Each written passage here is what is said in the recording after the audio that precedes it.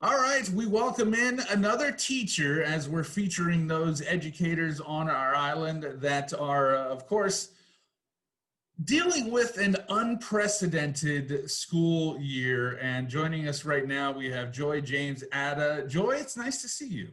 Hi, Hafide. Hi, Andy. Hi, everyone. So this, as I said, an unprecedented school year, unlike any other we've ever seen. And you teach music over there at GW. So how have you had to change your style of teaching when it comes to online teaching? Well, everything has had to change. I think my kind of teaching, well, everyone's teaching has been in the classroom. So everything has had to change in terms of planning, in terms of executing. But for music in general, it's been really interesting trying to come up with ways to still teach this very hands-on skill that you need to be able to hear the students, you need to be able to be right there. I mean, there's some basic things where I was teaching the students to breathe with using their diaphragm, taking some diaphragmatic breaths. So I had to stand in front of the camera and show them my gut and show them, like, it was hilarious, but I've had to do a lot of videos. I think my background, because I first got a degree in communications, so that background has actually lent itself to helping me become really effective. So I've done a lot of video editing and just posting those things, because there's things I can only communicate through a meet and hold their attention span. And so, but there's more things that I can do creatively through the video editing process. So I've been using a lot of social media and YouTube and just trying to figure out a new way of teaching. But it's been fun for me. But definitely a struggle, but fun. Yeah, have you been getting feedback from the students as you kind of work through this together, or is it basically this is how it's going to be done? Honestly, from the students that I haven't necessarily gotten feedback. I do check on them like regularly. How are they doing? For me, I teach choir, right? So I don't want to overload them so much, because I know that my students already have math and language arts and social studies, all the other core contents that are really not necessarily more important than music, but can be more tedious and time consuming. So I try to make my interactions with them really fun and engaging. And so I check on them a lot. And so far they've said it's okay. They're okay. They miss that classroom interaction. But what I can say is, like, for my kids, my two young kids who are in elementary school, they've adapted really well, but they definitely miss that interaction.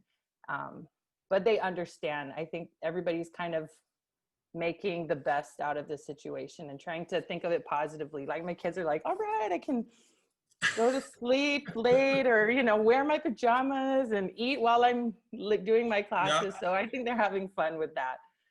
For And now. so It's only I been a think few weeks. everyone needs to know that we're all learning this as we go. This is all a Yeah. class for us. Even the teachers, you're kind of figuring out how the curriculum should be tailored as the year goes on, as you learn more, as you get more experience. So what would you like to tell the parents out there that are wondering, hey, how is this online thing going to affect my child's education? Well, first of all, I just want the parents to know that the teachers really care, and that I have seen some incredible stuff happening from teachers that don't normally utilize technology frequently.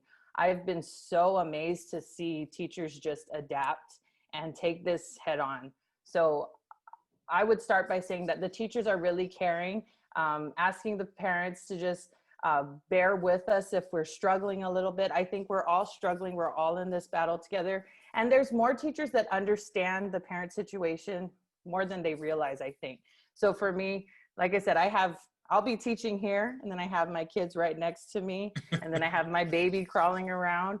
And it's just, we understand. And so half the time I have a kid on my lap while I'm teaching the students. And so we just want the parents to know that we know it's hard, and just let us know. We want to work with you. We're not going to be, we're not going to hold you to the standard that we know would be really hard for you to meet at this point in time. So we get it.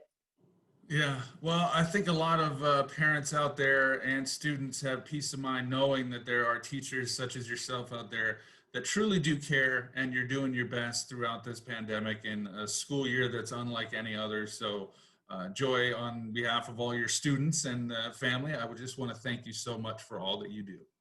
Can I just say one thing though? I really couldn't do anything if we didn't have the supportive admin. Honestly, I just want to shout out to all the admin on Guam who are like taking the hits, because I know that there's things that they're covering for us and giving us room to figure things out.